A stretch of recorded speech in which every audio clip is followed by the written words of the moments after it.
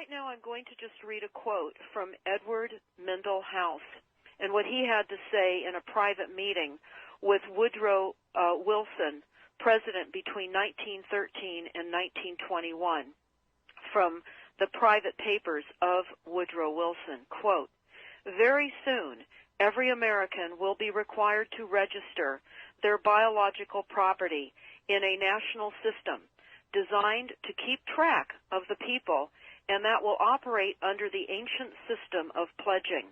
By such methodology, we can compel people to submit to our agenda, which will affect our security as chargeback for our fiat paper currency. Every American will be forced to register or suffer not being able to work and earn a living. They will be our chattel, and we will hold the security interest over them forever by operation of law merchant under the scheme of secured transactions.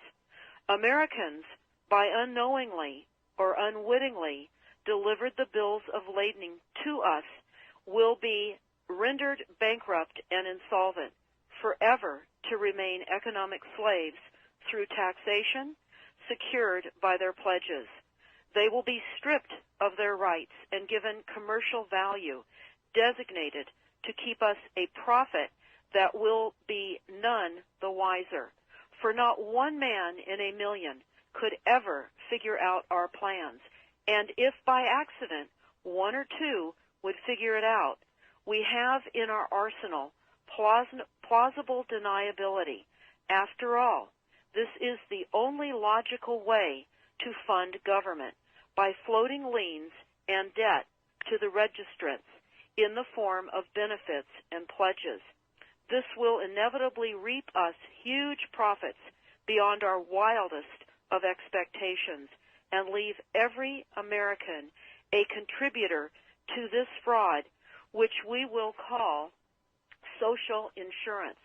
Without realizing it, every American will insure us for any loss we may incur, and in this manner, every American will unknowingly be our servant, however begrudgingly. The people will become helpless, without any hope for their redemption, and we will employ the high office of the President as our dummy corporation to foment this plot against America.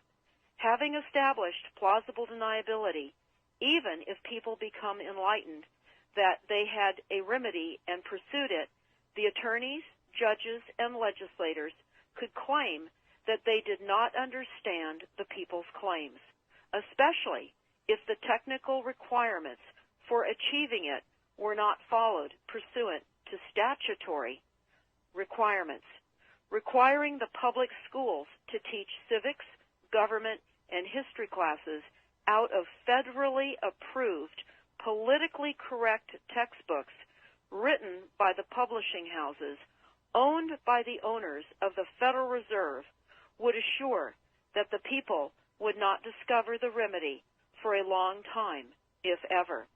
I would recommend that everyone read Fruit from a Poisonous Tree by Melvin Stamper, M-E-L-V-I-N, Stamper, S-T-A-M-P-E-R. That is Fruit from a Poisonous Tree. This is out of Chapter 2 of Fruit from a Poisonous Tree.